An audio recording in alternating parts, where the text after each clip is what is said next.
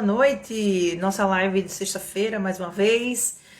Hoje o nosso tema é pré-requisitos do desenvolvimento global para a escrita.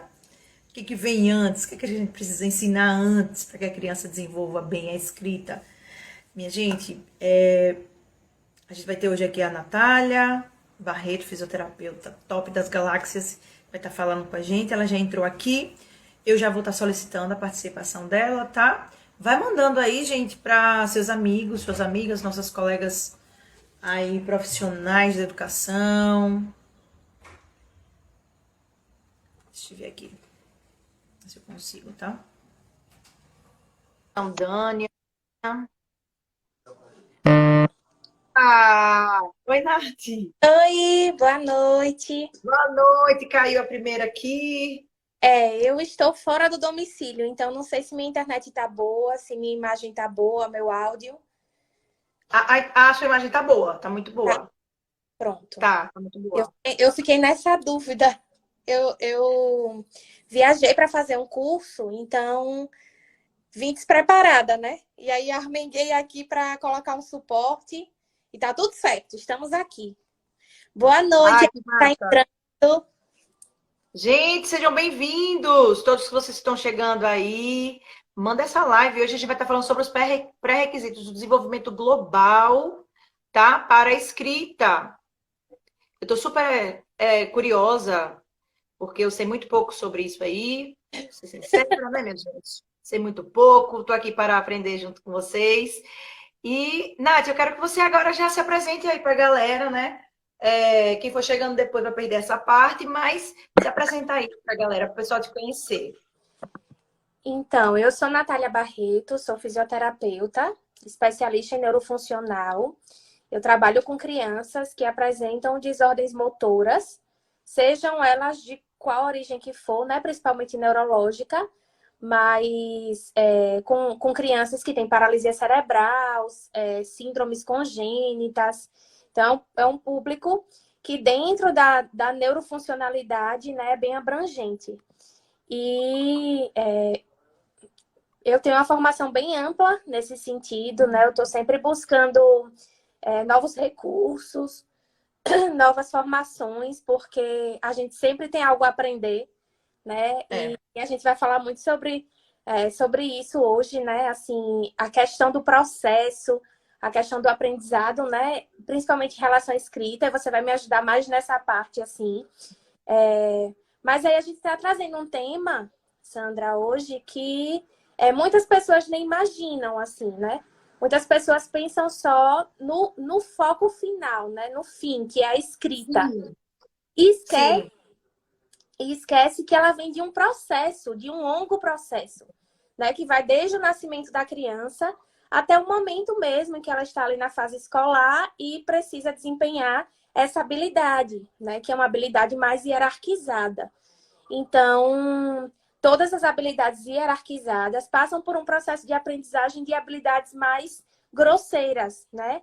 Que, a grosso modo, é o desenvolvimento global como um todo. sim. Então, muita gente esquece disso, e aí pode ser um tema que as pessoas fiquem curiosas mesmo. Como você falou, na verdade, não é que você não sabe pouco, é porque você pode não fazer esse link, né? E aí Sim, a gente vai falar um pouquinho sobre isso. legal, legal. Muito bacana, gente, porque assim, a gente tem aqui um público bem legal de mães, de filhos com transtornos específicos, com síndromes. E o interessante é que vocês prestem bem atenção nisso, porque às vezes você acha que seu filho pega no lápis errado, que, não, que a letra é feia. Por que a letra do meu filho é feia? Por que até hoje meu filho faz ele não consegue a letra cursiva. Tudo isso a Nath vai estar trazendo aqui, porque a gente pensa, é uma coisa bem interessante isso, Nath, porque as pessoas pensam, muitas vezes, que é só você pegar uma criança que está saindo ali do primeiro ano, indo para o segundo ano, ela já vai fazer 7 anos.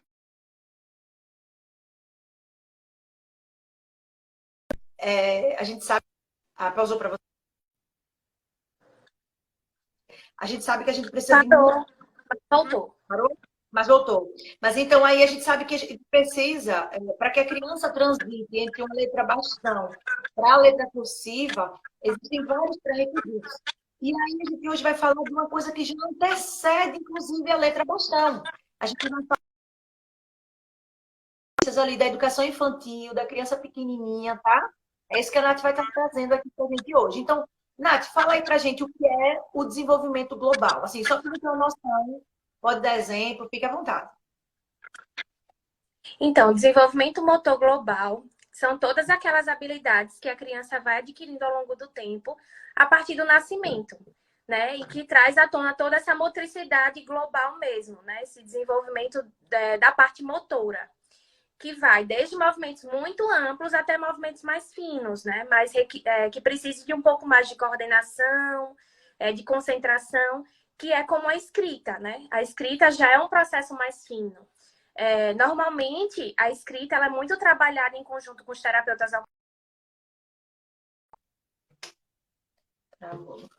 Bem precursora, assim, bem antes nesse processo de desenvolvimento. Né? O que muita gente não faz o link é que muitas vezes essas dificuldades em relação a habilidades mais hierarquizadas como a escrita, a causa dela, né, dessa disfunção ou dessa dificuldade, muitas vezes está lá no comecinho, lá na fase em que a criança ainda tinha os reflexos primitivos, em como foi essa integração desses reflexos, como foi que ela integrou, como foi que isso foi transformado realmente, né, na parte motora, na aquisição motora. E aí é isso que a gente vai falar, né? Muitas vezes as questões voltadas para a escrita, né, a dificuldade, né, se não todas as vezes, estão relacionadas a habilidades grosseiras que não foram executadas anteriormente. Então a gente precisa voltar. Acontece muito, assim, né? Quando de receber pacientes crianças, né, que chegam nessa fase escolar e têm essa dificuldade, muitas vezes, de permanecer na cadeira, de executar uma escrita mais elaborada, né, uma escrita mais refinada. A gente sempre encontra desordens motoras lá do comecinho, da base. Então, é sobre isso que a gente vai falar hoje, né? Sobre esse desenvolvimento e o que é que pode vir a afetar essa escrita, né? Sim. Então, para a gente, então, e o desenvolvimento global é todo aquele desenvolvimento ali que já, desde a criancinha bebezinha, já desde a barriga, né? Como você falou, isso que é bem interessante. E aí, mas vamos lá. Vamos para os requisitos. Quais são essas que a gente vai utilizar para saber se a criança tem esses pré-requisitos ou não?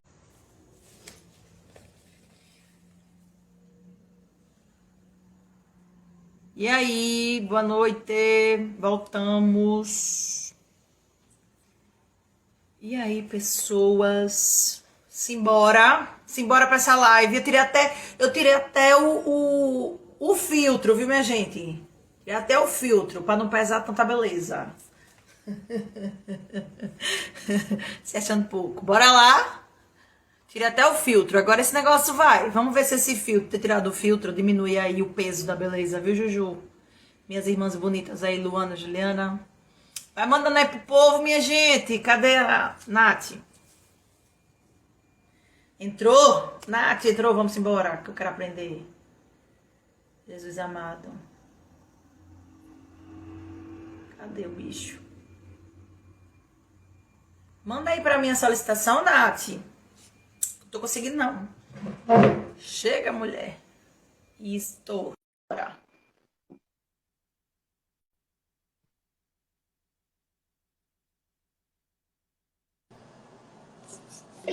Eu tirei até o filtro.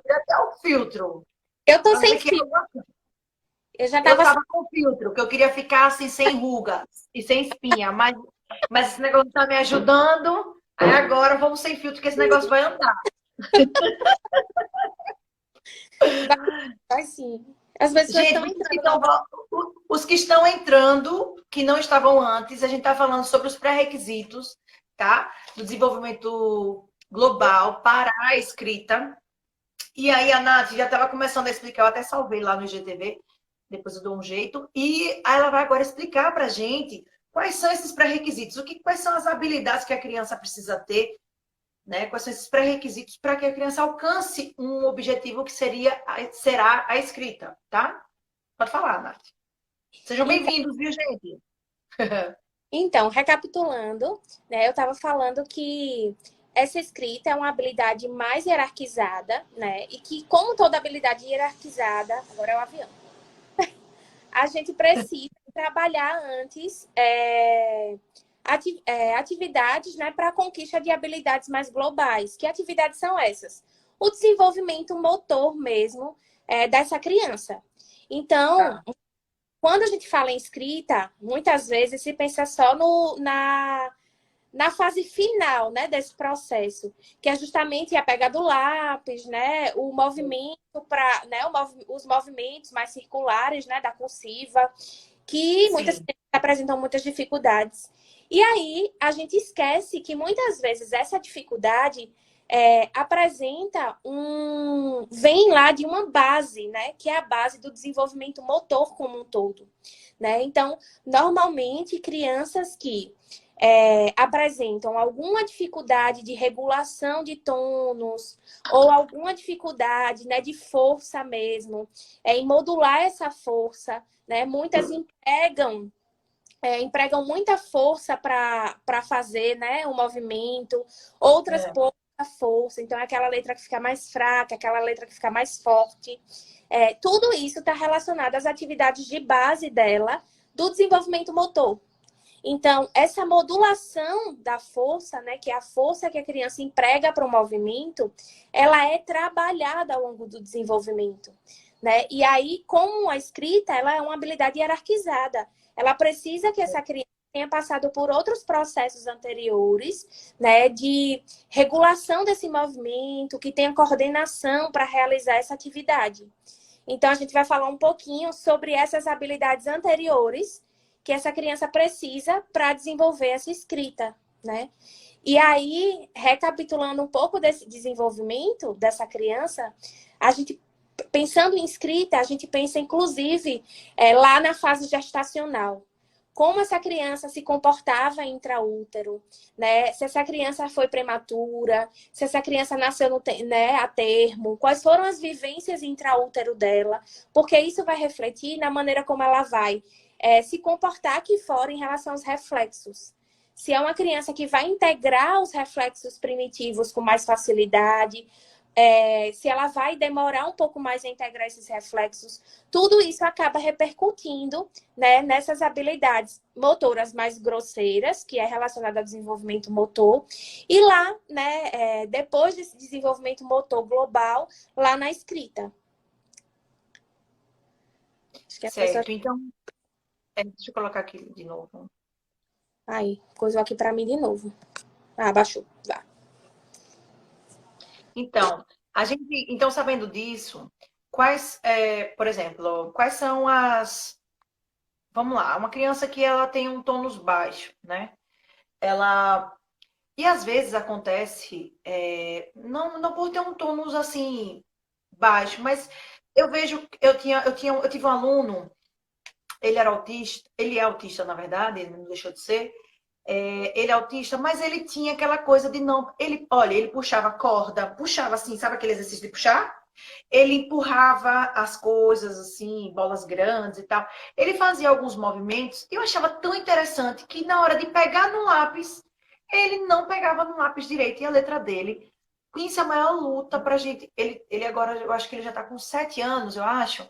Mas a gente trabalhava com ele desde os 4, cara. E a letra não melhorava de jeito nenhum. Era ele não pegava no lápis, ele não tinha força. Então, vamos falar um pouquinho sobre esses exercícios, né?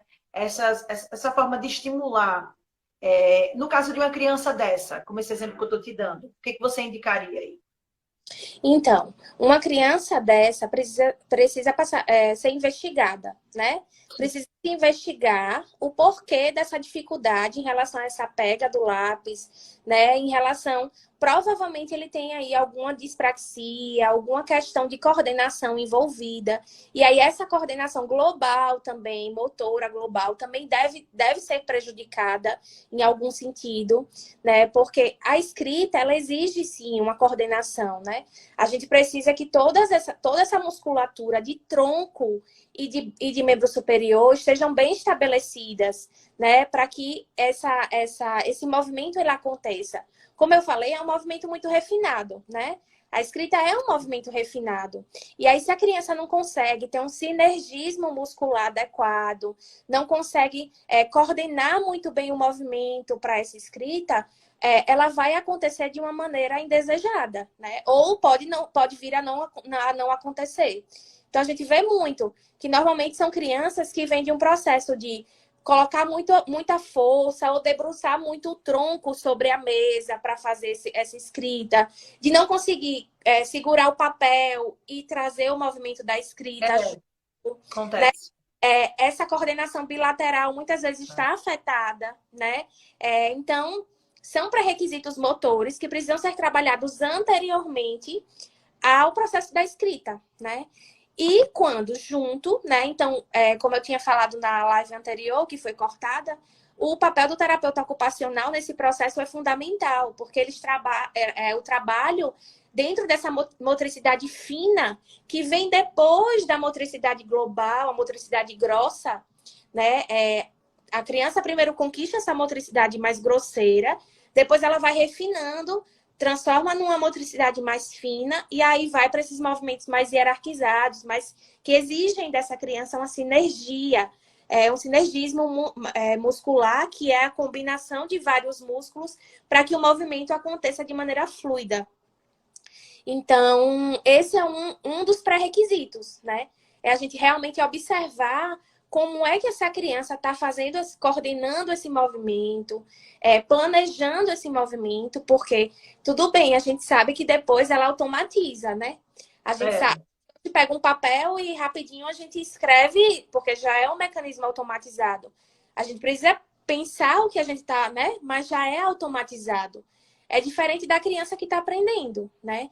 Então, a criança que está aprendendo, ela está ali passando por várias tentativas e erros, né? Ela está cada dia aprimorando um pouco mais esse processo. E assim, é algo que realmente não deve se desistir, né? Mas realmente buscar a causa, o fator causal daquilo ali, né? E aí, quando a gente vai normalmente coletar essas informações da família, de como foi o desenvolvimento dessa criança, muitas vezes, né, a gente consegue encontrar, né, ir lá mais profundamente mesmo, na maneira como essa criança integrou os reflexos primitivos dela. Então, vai para esse processo que afeta muito a questão da motricidade global, do desenvolvimento global como um todo, né? Então, se essa criança arrastou, se essa criança engatinhou, o engatinhar, ele tem um papel fundamental nessa questão do trabalho dessa musculatura intrínseca da mão, né? Então, só lembrando um pouco como é o desenvolvimento né, dessa abertura.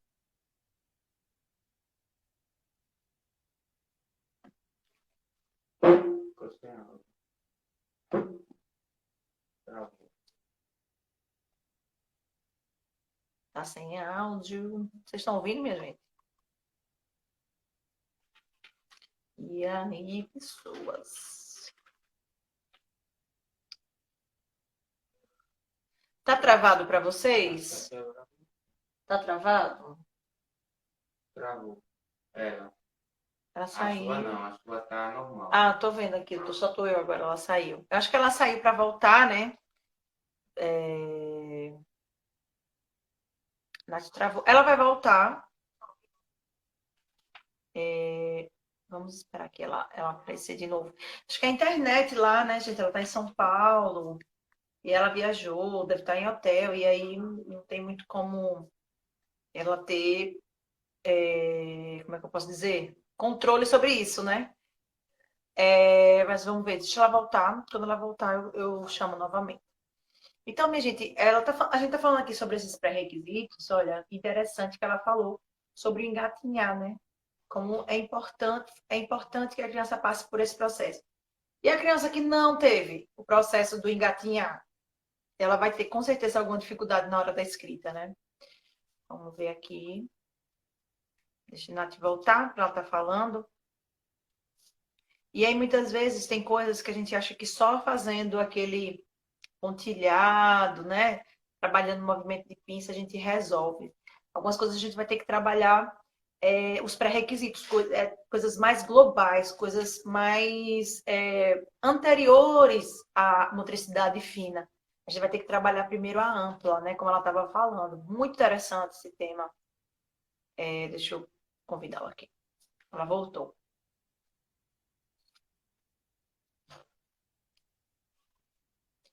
Oi, doutor! Voltei. Não sei o que está acontecendo, mas. Porque aí, eu estava falando, você não tem controle, você não sabe como é a internet daí, né? Essas coisas, né? Não tem como você estar controlando. É isso mesmo. Eu falei essa semana sobre isso, que a gente não controla as coisas, que a gente tem que aceitar que as coisas não acontecem como a gente imagina. E aí a gente é provado naquilo que a gente fala, né?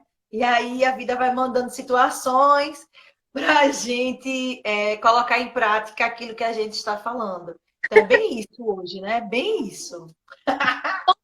Mas Mas você estava falando aí, Nath. Gente, eu não falei no início, mas eu vou parar agora, já que ela voltou. Não sei o que essa internet está pretendendo conosco hoje, além de ver se a nossa paciência está boa. Eu quero dizer a vocês que Nath é uma pessoa que eu amo muito antes de terminar. Não quero esperar terminar para falar, não. Ela é uma pessoa que eu amo muito, considero bastante. Eu esqueci de falar no início. Ela é a físio do meu sobrinho Bernardo, do meu sobrinho filho. Ela é a responsável. Eu sempre costumo dizer que você e o doutor Tiago são os dois anjos, assim, na vida de Bernardo. São pessoas que têm um lugar no meu coração eternamente, né? Depois que eu for para o céu, vocês ainda vão estar no meu coração e a gente vai se encontrar lá, com certeza. E vocês são pessoas, assim, maravilhosas. Você é uma profissional extremamente competente, uma pessoa, assim, humana.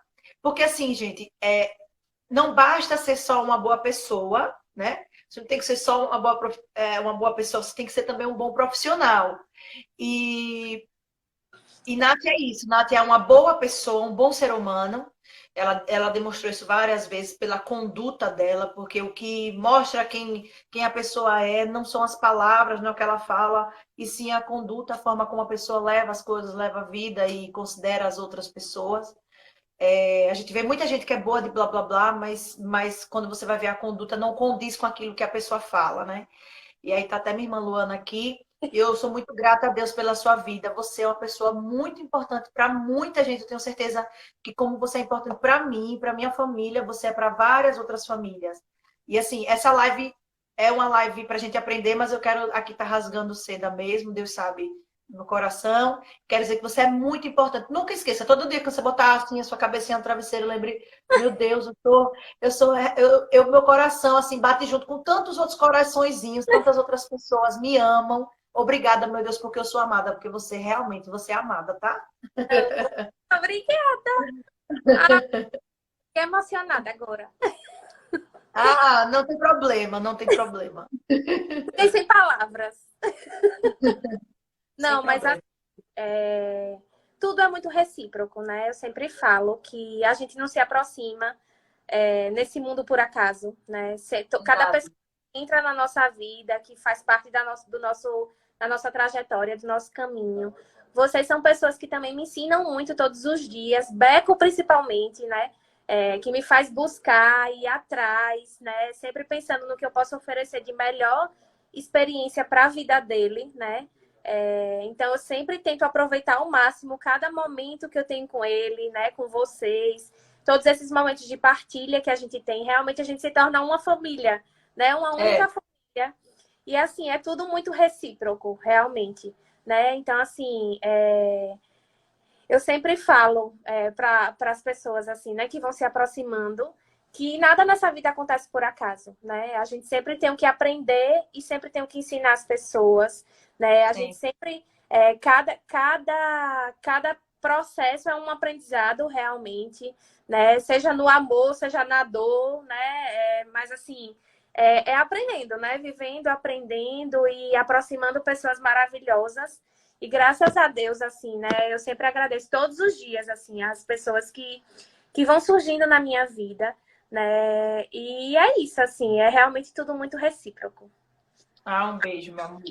Agora, voltando, porque eu já tô com meu coração assim, se ela chegar assim, se a live cair, minha gente, e tá dizendo, Sandra, ainda não tá voltando, já tô de saco cheio, vamos parar com esse babado. A gente para, porque eu já rasguei a seda, eu já falei pra ela o que eu sinto. E esse convite dela aqui é por isso, porque ela é uma excelente profissional, mas ela também é um grande ser humano. E aí, a live tá ganha, sabe? A live tá ganha. Mas a gente vai voltar agora ao assunto. Ela estava falando sobre o pré-requisito, ela falou sobre a importância do engatinhar ali no iniciozinho da vida da criança, né? E aí continue aí, né? Eu citei, né, sobre engatinhar e estava voltando, inclusive, né, para fases anteriores, né, porque a gente pensa no engatinhar, né, o engatinhar ele é muito importante para o desenvolvimento, né, ele traz todo esse recrutamento de tronco, membros superiores, coordenação bilateral, né, essa alternância do movimento, então ele é muito importante. Normalmente, crianças que têm o diagnóstico, né, que a criança que você citou apresenta, normalmente são crianças que pulam essa fase, né? E até antes disso, são crianças que coordenam, né, na fase inicial do desenvolvimento de maneira alterada esse movimento de fechamento e abertura da mão. Eu estava falando que isso começa bem lá no comecinho do desenvolvimento mesmo, né? Ele se inicia bem lá no comecinho, que é justamente quando essa criança começa... Ai, travou.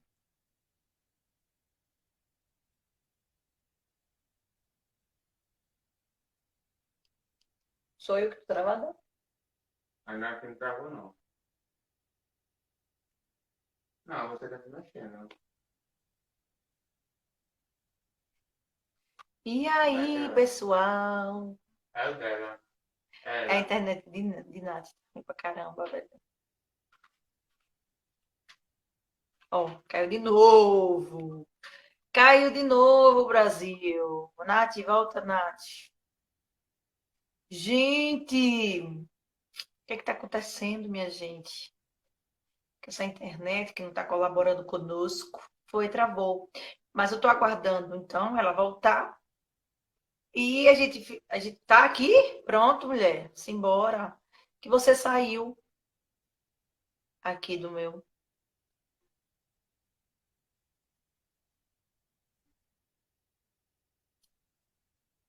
Pronto. Voltei. Bum. Ai, meu Deus.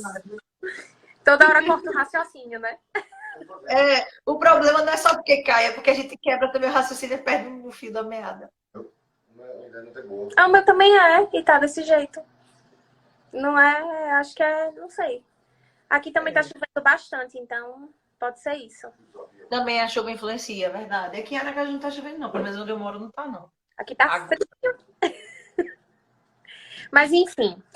Então, voltando, né, até anteriormente, essa questão do engatinhar, muito antes, essa criança começa a coordenar esses movimentos, né?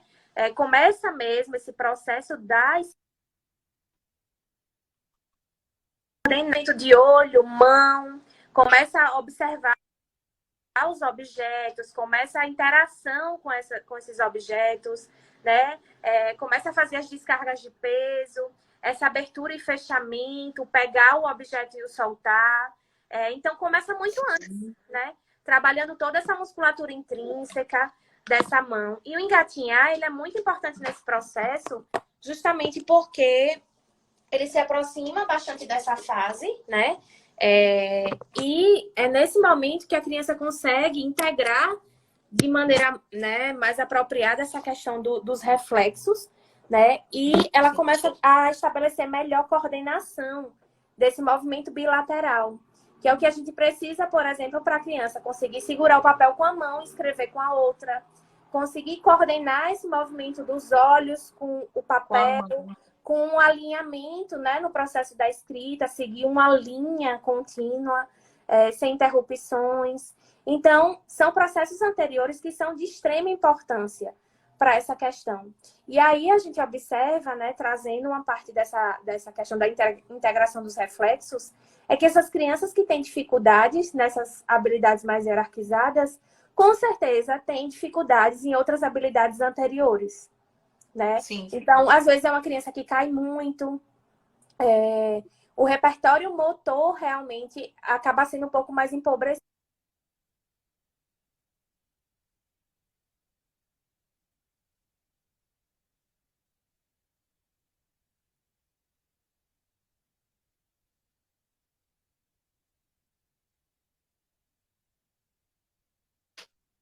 Parou para você aí?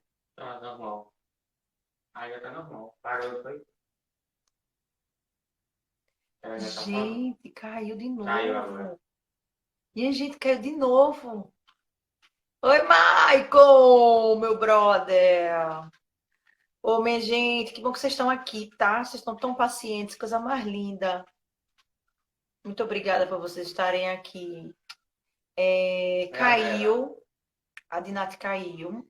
A gente vai aguardar ela voltar novamente. Eu acho que ela mandou aqui para mim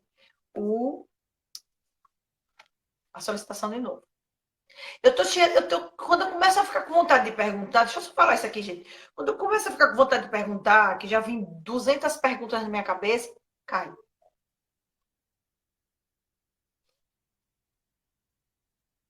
Agora vai. Agora vai. Ai, que bom, Mônica, que você tá gostando. Que bom, Regiane, que bom. Vamos continuar? Deixa a Nath aparecer aí.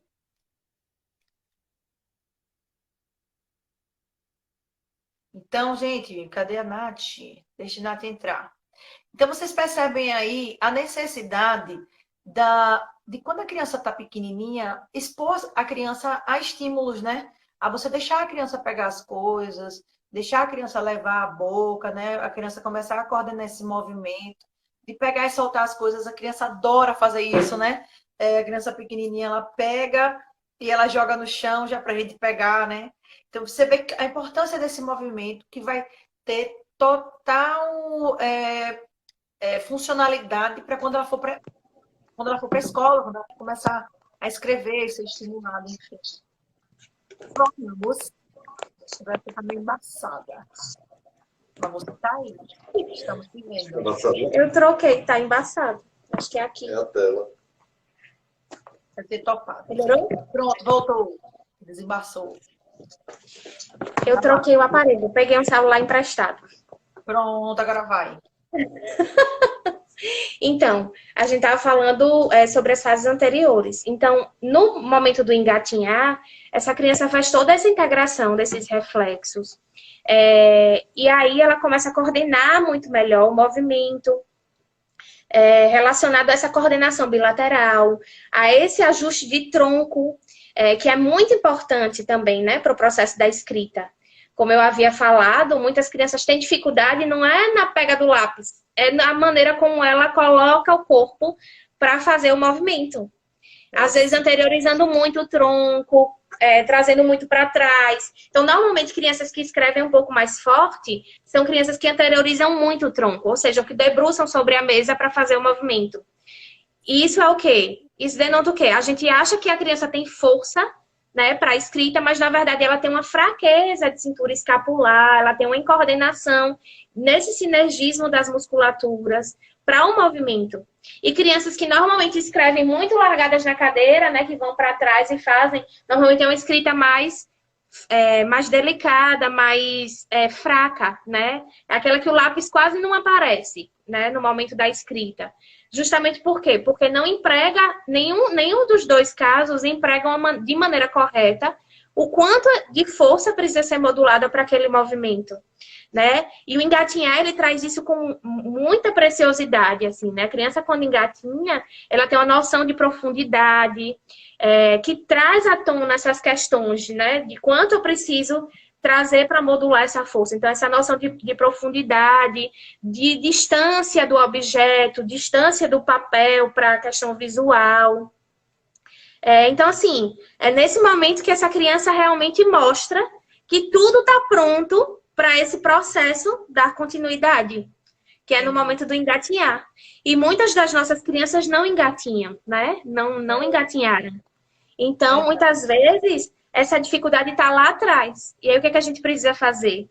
Precisa, né, verificar como foi essa integração desses reflexos, como foi essa movimentação dessa criança ao longo do desenvolvimento dela, porque muitas vezes a falha está lá atrás e a gente precisa retomar.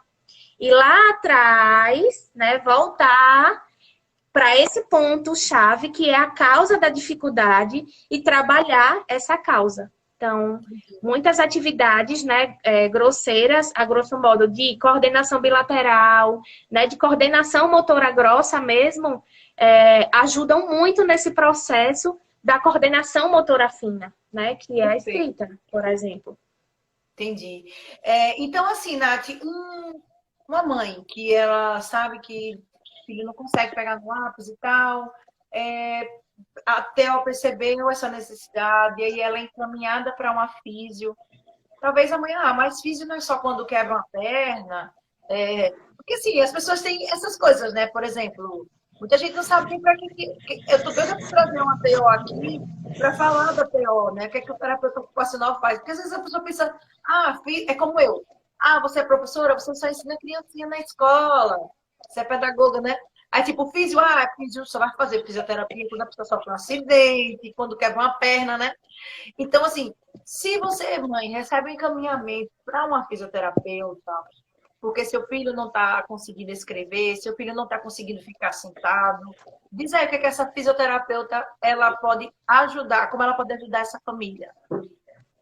Então, na fisioterapia, como em várias áreas, né, da saúde, a gente tem as especialidades, né? E a fisioterapia neurofuncional voltada para crianças e adolescentes é uma das especialidades da fisioterapia, né? E aí a gente não trabalha especificamente, eu sempre falo que o fisioterapeuta de criança tem que saber de tudo, tem que saber de tudo um pouco, porque pode vir da criança que, como você falou, fraturou uma perna, até a criança que tem realmente desordens neurológicas, né, graves, e aí você precisa saber como conduzir, né, tudo isso. Então, a gente realmente tem que saber de tudo um pouco, mas a fisioterapia neurofuncional é voltada para as atividades funcionais, né, dessa criança. Então, é relacionada ao comportamento motor, como essa criança desempenha e vai conquistando suas habilidades motoras, como ela vai atingindo os marcos motores, né, controle de cabeça, sedestação, engatinhar, e por aí vai, o andar, a marcha. Então, a nossa visão ela é muito voltada para a questão funcional, a questão do movimento, como essa criança se movimenta.